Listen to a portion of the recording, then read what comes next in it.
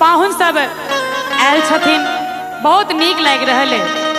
ओहि क्रम में एक गीतक हमरा आदेश भेल स्वागत गान के, जे कि बहुत ही प्रसिद्ध गीतकार आदरणीय चंद्रमणि जी के रचना, जे मैथिली के हर कलाकार एहि गीत के अपना मंच से गबै छथि। हमहू सुना रहल छी गीत के।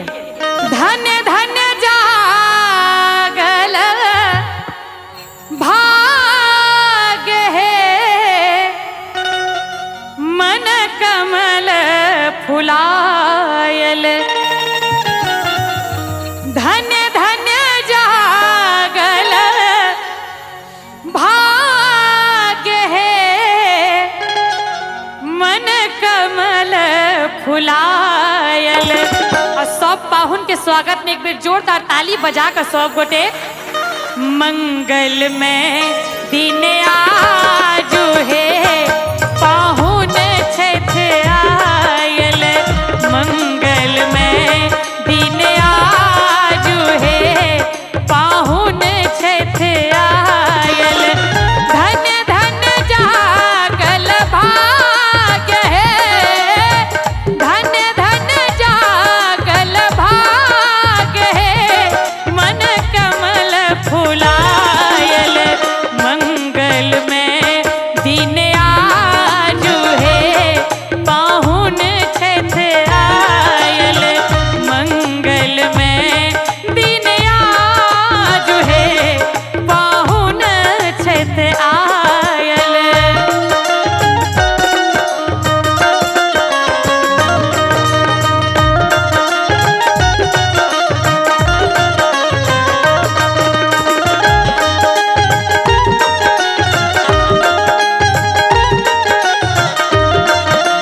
बहुत बढ़िया।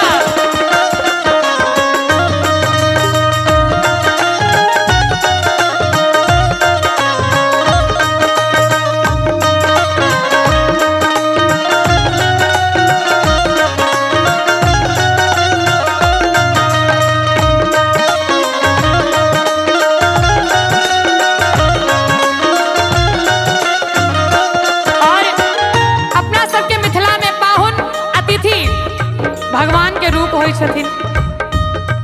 और ओहि अतिथि सबके लेल, पाहुन सबके लेल स्वागत में गाबि रहल छी। मंगल घट सौ द्वारि सजाओल,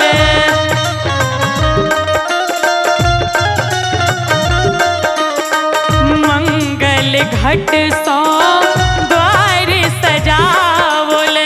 कंचन दिया बर हम लाओल, गाथल हार गुलाब है, गाथल हार गुलाब है, इनका पहिरावल।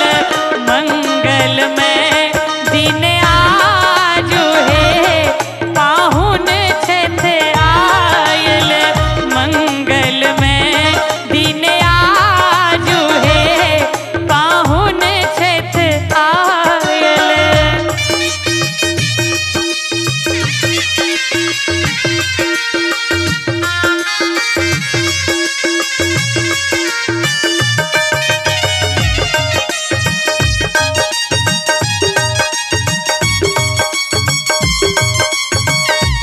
क्या बात है।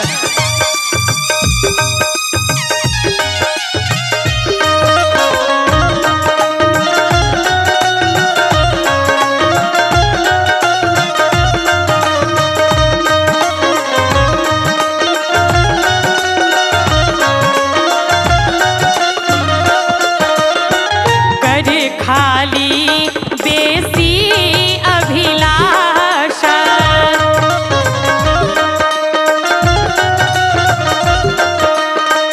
कर खाली बेसी अभिलाषा। दुइभ धान पर अगबे आशा। कतेक प्रेम छै ओहि वाणी में, जे एतेक प्रेम से पाहुन के कहै छथिन कर खाली बेसी अभिलाषा। मने हाथ खाली है लेकिन अभिलाषा, मन में इच्छा बहुत है। दुइभ धान पर अगबे आशा। पर अगबे आशा। आई गीतक आई लाइनक कतेक महत्व छे आगू सुनियो। जागल भाग्य सौभाग्य है, जागल भाग्य सौभाग्य है, शुभ दर्शन पावल मंगल में दिन आज है, पाहुन छेत आयल मंगल में दिन आज है, पाहुन छेत आयल।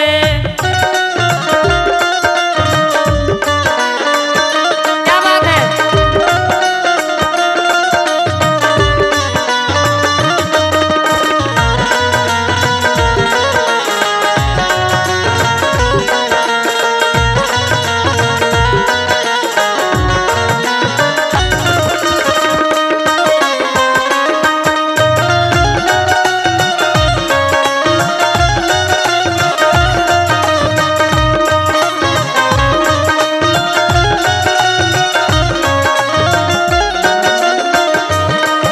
और अंत में पाहुन के देख को सब मैथिलानी सब कहे छथिन, सूर्य सनक पाहुन चमकई छथ,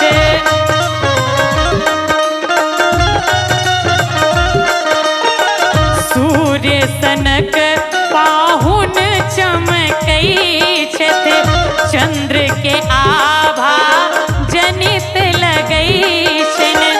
अंत में चंद्रमणि जी द्वारा रचित ई प्रसिद्ध गीत चंद्रमणि के सौभाग्य है, चंद्रमणि के सौभाग्य है, शुभ लगन तुलायल मंगल में दिन आज है, पाहुन छेत आयल मंगल में दिन आज है, पाहुन छेत आयल।